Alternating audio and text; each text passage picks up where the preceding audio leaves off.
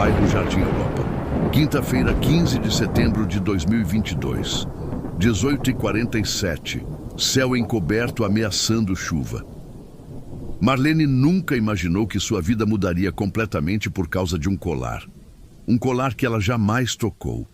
Um colar que desapareceu da mesma forma misteriosa que apareceu na bolsa dela. Mas ninguém acreditaria nisso. Principalmente não a patroa. A mansão da família Cavalcante ocupava um quarteirão inteiro no Jardim Europa. 3 andares de mármore importado. Jardins com fontes que nunca paravam de jorrar. Garagem com 5 carros, todos importados. O cheiro dentro da casa era de perfume francês misturado com produtos de limpeza caros. Tudo ali gritava dinheiro, muito dinheiro. Marlene havia chegado ali há 8 meses, vinda de Caruaru, Pernambuco, 52 anos, pele marcada pelo sol, mãos calejadas de tanto esfregar, lavar, passar. Usava sempre o mesmo uniforme branco com detalhes azuis. Um uniforme que a patroa, Verônica Cavalcante, fazia questão de mandar lavar separado. Roupa de empregada não mistura com roupa de gente, ela dizia. Verônica tinha 43 anos, loira de salão, unhas sempre impecáveis. Roupas de grife que custavam mais do que Marlene ganhava em 1 ano. Ela não trabalhava, nunca trabalhou, vivia de aparências, de festas beneficentes, de almoços com amigas igualmente vazias. Seu marido, Rogério Cavalcante, era dono de uma construtora, um homem sisudo, sempre de terno, que mal olhava para Marlene quando passava por ela nos corredores, como se ela fosse invisível, como se fosse parte da mobília. Naquela quinta-feira, Verônica tinha voltado de uma festa no clube hípico. Subiu as escadas batendo os saltos com força. O som ecoava pela casa inteira. Marlene estava no 2º andar, passando roupa na lavanderia. O ferro deslizava sobre uma camisa de seda quando ouviu o grito. "Marlene, venha aqui agora!" O tom era de fúria. Marlene desligou o ferro. Secou as mãos no avental. Subiu até o quarto do casal. Verônica estava de pé ao lado da penteadeira, o rosto vermelho, os olhos fuzilando. "Cadê meu colar?" Marlene piscou confusa. "Que colar, dona Verônica?" "Não se faça de idiota comigo." Verônica apontou para a caixa de joias aberta. "Meu colar de esmeraldas, o que minha sogra me deu, estava aqui ontem." Marlene sentiu o chão sumir. Eu não mexi em nada, dona. Só limpei o quarto essa manhã." "Mentirosa!" Verônica avançou. Ficou a centímetros do rosto de Marlene. O perfume enjoativo quase sufocava. "Você é a única que entra aqui. A única!" "Dona Verônica, eu juro por Deus que..." "Cala a boca!" A patroa agarrou a bolsa de Marlene. Uma bolsa velha, de pano surrado. Virou tudo no chão. Carteira, documento, uma foto dos filhos, um terço. Então, o colar. As esmeraldas brilharam contra o piso de mármore branco. Marlene ficou paralisada, os olhos arregalados, a boca aberta. Eu não coloquei isso aí. Eu não... Vagabunda! Ladra! Verônica a empurrou. Marlene bateu contra a parede. "Eu vou chamar a polícia agora! Você vai presa! Vai apodrecer na cadeia!" As lágrimas desceram pelo rosto de Marlene. "Dona Verônica, pelo amor de Deus, eu não roubei. Alguém colocou isso na minha bolsa." "Mentirosa! Sempre soube que gente como você não presta." Rogério apareceu na porta. "O que está acontecendo?" "Essa vagabunda roubou o colar da minha sogra. Estava na bolsa dela." Ele olhou para Marlene, sem emoção, sem humanidade. "Chame a polícia." Marlene caiu de joelhos. "Por favor, eu tenho filhos, eu não fiz nada." Mas ninguém estava ouvindo. Enquanto Verônica discava para a polícia, Marlene chorava no chão. Ela não sabia que 4 semanas antes, uma câmera minúscula tinha sido instalada no quarto e que tudo, absolutamente tudo, estava gravado. São Paulo, Delegacia da Vila Mariana, quinta-feira, 15 de setembro de 2022, 21h15, chuva forte. A viatura parou em frente à delegacia. Marlene desceu algemada. A chuva molhava seu uniforme. Seu cabelo grudava no rosto. As lágrimas se misturavam com a água. Verônica desceu de seu carro importado, protegida por um guarda-chuva que o motorista segurava. Ela usava um casaco de pele, saltos altíssimos. Parecia uma rainha entrando em seu castelo. Marlene parecia uma criminosa. Dentro da delegacia, o cheiro era de mofo e café velho, paredes descascadas, luzes fluorescentes piscando. Um contraste brutal com a mansão de onde Marlene havia saído. O delegado era um homem cansado, barriga saliente, olheiras profundas. Ele olhou para Marlene e suspirou. Mais uma. Verônica se aproximou da mesa. Delegado, essa mulher roubou um colar avaliado em R$200 mil. 200 mil. Marlene sentiu náusea. Ela ganhava 1.200 por mês, trabalhando de segunda a sábado, das 6 da manhã às 8 da noite, sem folga, sem descanso, sem dignidade. Ela trabalhava para a senhora há quanto tempo? Perguntou o delegado. 8 meses, sempre foi sorrateira, eu sabia que não podia confiar.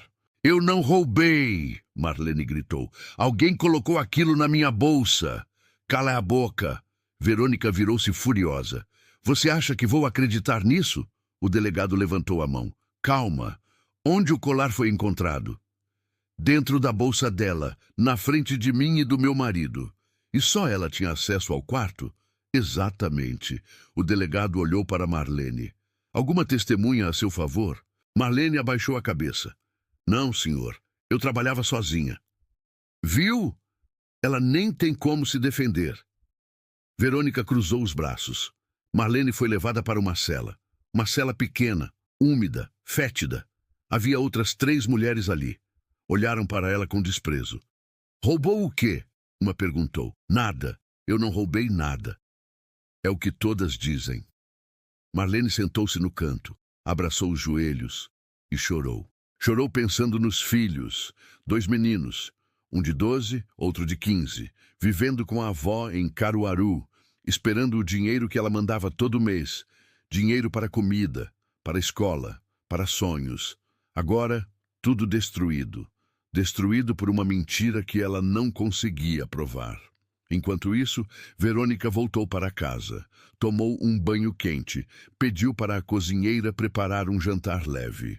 Salmão grelhado com aspargos, vinho branco francês. Ligou para 3 amigas, contou a história com detalhes exagerados.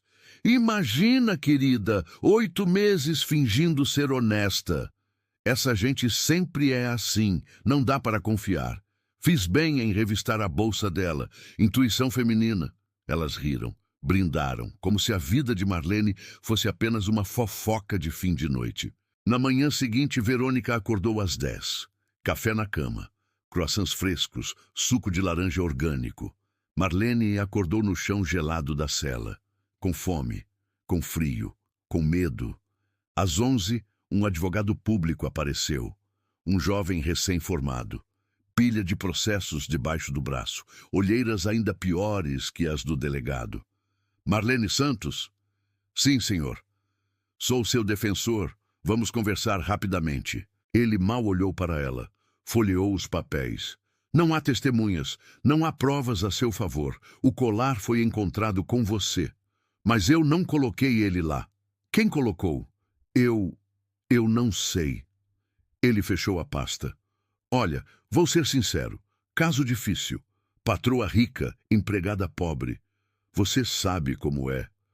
Não, eu não sei como é. O sistema não está do seu lado. Marlene sentiu raiva. Raiva profunda, queimando por dentro. Então eu vou presa, sem ter feito nada? Provavelmente. A não ser que apareça algo novo. Ele foi embora. Marlene ficou, sozinha, esquecida. Apenas mais um número. Mais uma pobre acusada por uma rica. Mais uma história que ninguém ia acreditar. Mas a milhares de quilômetros dali, em Caruaru, alguém estava prestes a mudar tudo. O filho mais velho de Marlene tinha acabado de encontrar algo no celular. algo que sua mãe nem sabia que existia. Caruaru, Pernambuco, sexta-feira, 16 de setembro de 2022, 14h20, sol escaldante. Pedro tinha 15 anos, magro, alto para a idade, olhos atentos, inteligentes. Ele estava na casa da avó, uma casa simples, paredes rachadas, teto de telha, chão de cimento queimado. A avó chorava na cozinha, tinha acabado de receber a notícia. Marlene presa, acusada de roubo. Meu Deus, o que vai ser de nós? Ela repetia. Pedro pegou o celular da mãe, um aparelho simples, tela rachada, mas funcionava. Marlene sempre ligava por vídeo, mostrava a casa onde trabalhava. Olha só, filho, que lugar bonito. Um dia vocês vão ter uma casa assim também. Ela sempre dizia isso, com esperança, com fé. Pedro começou a olhar as fotos, vídeos antigos, e então viu algo, um vídeo curto, gravado 4 semanas atrás. Marlene estava limpando o quarto dos patrões. Ela tinha deixado o celular sobre a cômoda, gravando sem querer. No vídeo, ela arrumava a cama, passava pano nos móveis. E então, a porta se abriu. Verônica entrou, mas não viu o celular ali. Pedro aumentou o volume, prestou atenção. Verônica abriu a gaveta da penteadeira, pegou o colar de esmeraldas, olhou ao redor. E então, colocou o colar dentro da bolsa de Marlene. A bolsa estava pendurada na cadeira. Verônica fez tudo rápido, calculado, frio. Depois, saiu do quarto, como se nada tivesse acontecido. Pedro sentiu o coração acelerar. Vó! Vó! Vem ver isso! A avó veio correndo. Ele mostrou o vídeo, 1 vez, 2 vezes, 3 vezes. Meu Deus do céu, ela armou tudo.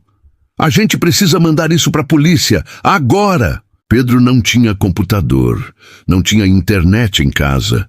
Correu até a LAN house do bairro, pagou R$ 2 por meia hora, conectou o celular, baixou o vídeo, mandou por e-mail para a delegacia, para o advogado público, para o Ministério Público, para 3 jornais de São Paulo e para uma conta no Instagram que denunciava injustiças.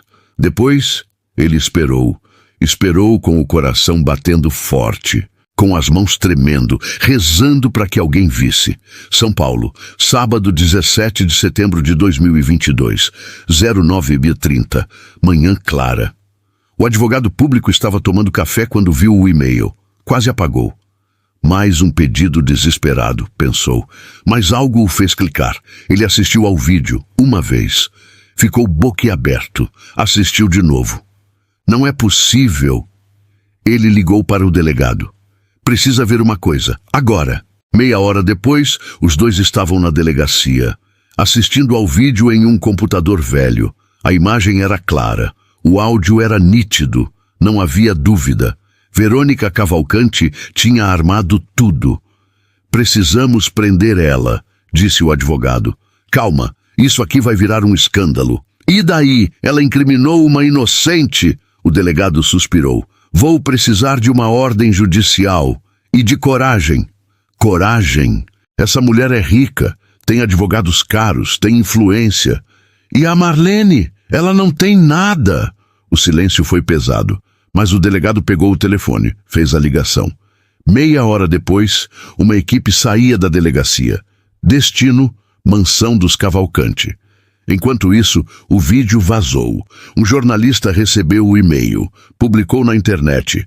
Em 6 horas, viralizou. 2 milhões de visualizações. 50 mil compartilhamentos. Patroa rica arma flagrante contra empregada inocente. Câmera escondida revela crueldade de milionária. Vergonha. Mulher pobre quase foi presa por colar que nunca roubou. Os comentários explodiam. Essa gente rica não tem coração. Coitada da Marlene. Quantas outras não passaram por isso? Tem que prender a patroa e jogar a chave fora. Verônica estava no salão de beleza, fazendo luzes, unhas, massagem. Quando o celular tocou, era Rogério. Você viu a internet? Que internet? Estou ocupada.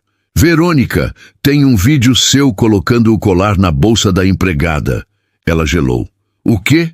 A polícia está vindo para cá, agora! Ela desligou, abriu o Instagram, viu o vídeo, sentiu o mundo desabar. Enquanto Verônica tentava entender o que estava acontecendo, a viatura já subia a rua do Jardim Europa. E dessa vez, as algemas não eram para Marlene. São Paulo, Jardim Europa, sábado, 17 de setembro de 2022, 12h05, sol forte. Quando a viatura parou em frente à mansão, havia jornalistas, muitos jornalistas, câmeras, microfones, holofotes. A notícia tinha se espalhado como fogo. O delegado desceu. Tocou a campainha. Rogério abriu, o rosto pálido. Onde está sua esposa? Ela está chegando. 5 minutos depois, Verônica chegou de táxi. Sem motorista. Sem guarda-chuva. Sem pompa. Estava sem maquiagem. Cabelo pela metade, olhos vermelhos. Ela viu as câmeras. Tentou esconder o rosto. Verônica Cavalcante. Sim, está presa por denunciação caluniosa, falsidade ideológica e tentativa de incriminação de inocente. Eu não fiz nada. Temos um vídeo, senhora. A senhora plantou o colar na bolsa da empregada. Isso é mentira, é montagem. Mas a voz dela tremia. As mãos tremiam. Ela sabia. Todos sabiam. As algemas fecharam em seus pulsos. Os jornalistas avançaram. Por que você fez isso, Verônica? Você tem algo a dizer para Marlene? Sente remorso? Ela não respondeu, apenas abaixou a cabeça e entrou na viatura. A mesma viatura que tinha levado Marlene. Rogério ficou parado na porta, sem reação, sem palavras. A empresa dele começou a ser investigada. Clientes cancelaram contratos. Sócios pediram distância. A reputação da família desmoronou em horas. São Paulo, delegacia. Sábado, 17 de setembro de 2022, 14h. Marlene foi solta. As algemas foram retiradas. Ela saiu da cela sem acreditar. É verdade? Eu posso ir embora? Sim, senhora. A senhora é inocente e vai receber uma indenização. Marlene começou a chorar. Mas dessa vez eram lágrimas de alívio, de justiça, de liberdade. Quando ela saiu da delegacia, havia uma multidão, pessoas com cartazes, justiça para Marlene. Somos todos Marlene. Repórteres correram até ela. Como se sente? Marlene respirou fundo. Eu me sinto humana de novo. O que quer dizer para Verônica? Ela pensou, por um longo momento. Que Deus perdoe ela, porque o que ela fez comigo, ela fez com tantas outras. E agora todo mundo sabe quem ela é de verdade. A frase ecoou. Foi compartilhada, virou manchete. Verônica foi indiciada, condenada a 2 anos de prisão. Perdeu tudo, a reputação, o casamento, as amizades. Rogério pediu divórcio. A mansão foi vendida. As joias, leiloadas. Ela que sempre teve tudo, agora não tinha nada. Marlene voltou para Caruaru, abraçou os filhos, chorou de felicidade. Com a indenização, comprou uma casa pequena, simples, mas dela. Abriu uma quitanda no bairro, vendia bolos, salgados, sucos. Os filhos ajudavam. A vida era difícil, mas era digna, era honesta, era dela. Pedro, o filho mais velho, virou símbolo de coragem. Foi entrevistado, convidado para palestras. Minha mãe sempre me ensinou a lutar pelo certo, e foi o que eu fiz. A história de Marlene se espalhou pelo Brasil, virou exemplo, virou alerta. Quantas outras Marlenes existiam, quantas foram acusadas sem provas, quantas foram destruídas por patrões cruéis. A história obrigou o país a olhar para dentro, para a desigualdade, para o preconceito, para a injustiça silenciosa que acontecia todos os dias. Caruaru, 2 anos depois, setembro de 2024. Marlene estava na quitanda, sorrindo, servindo clientes. Pedro tinha 17 anos, passado no vestibular, bolsa integral em direito. Vou ser advogado, mãe, para defender gente como a senhora. Marlene abraçou o filho, com lágrimas nos olhos. Você já é meu herói, meu filho.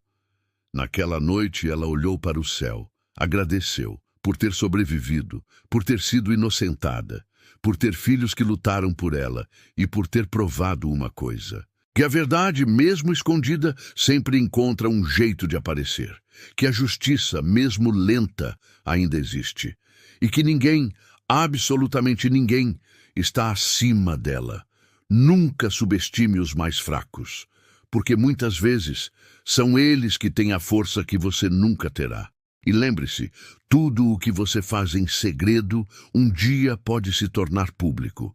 A verdade não precisa gritar, ela só precisa de tempo e de alguém corajoso o suficiente para mostrá-la.